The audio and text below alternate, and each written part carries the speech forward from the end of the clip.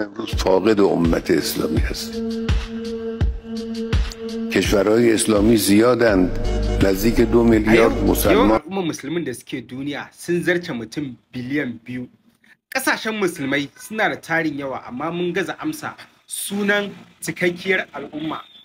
Kalmar umma kalma ce wadda take nufin al'ummar da kansu yake a haɗe, suke magana da murya ɗaya, kuma suke nufar kowace matsala tasu, suke nufar ta kai tsaye domin ganin sun warware ta. Amma a halin yanzu mun rasa kimar wannan a kira mu wannan umma din, kasancewar kowannen mu yana rayuwarsa kara zube, ra'ayoyika sun bambanta. Babu wata ƙasa da take shirye da tunkari ƴan uwarta domin haɗa kai gurin warware matsalarta. Matuƙa wata ƙasa a wannan yanayi tana burin ganin cewa tana so ta kai labari, dole za ta nemi jingina da ƙasa Amurka. An bar wannan tsari na haɗa kai tsakanin musulmai domin ganin an tunkari matsala guri ɗaya. Shi yasa maƙiyan addinin musulunci suke samun nasara wurin wargaza duk wata ƙasa da suka dimfara. Mun kasance muna rayuwa kara zube, wanda wannan dalilin ne ya kassara ƙarfin al'ummar musulmai a faɗin duniya. Matuƙar muka ci gaba da tafiya a haka, babu shakka babu inda za mu je komai daren daɗewa.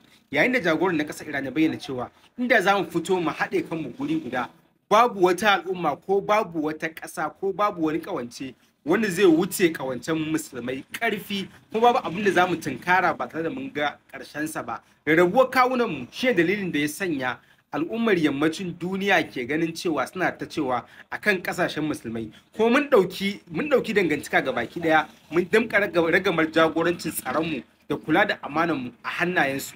Kalaman na jagoran juyin juya halin ƙasar ta Iran Ayatollah Khamenei ya zo ne tun a lokacin da lamari yake ƙara zafafa tsakanin ƙasarsa da kuma ƙasar Isra'ila, tun bayan tsagaita wuta a cikin wannan yaƙi na tsawon kwanaki 12 wanda ya gudana. Inda a wannan lokaci maudu'in ƙasar ta Iran ya karkata gurin samar da babban ƙawancen tsaro tsakanin ƙasar da ƙasar Saudiya, tsakanin ƙasar da ƙasar Pakistan.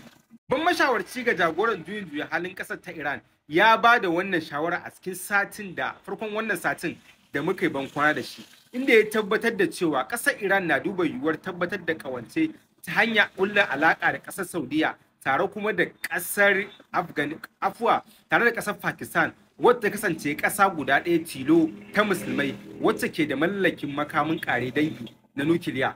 Babban mashawarcin ya yi wannan jawabi ne yayin da yake ganin cewa babu wata mafita a yankin gabas tsakiya domin tabbatar da tsaro da kuma ƙauracewa dukkanin wata barazanar ƙasashen yamma akan takunkumin da aka kakaba wa ƙasar Iran, face wannan mafaka. Kasancewar babu ragowar barazana akan nukiliya, matukar ƙasar Iran ta tabbatar da samun ƙawancen soji tsakaninta da ƙasar Pakistan. Kasancewar ƙasar Pakistan tana dukkanin wani makami da ake yunkurin hana ƙasar Iran mallakarsa a halin yanzu tun shekaru da suka gabata masu tarin yawa a baya.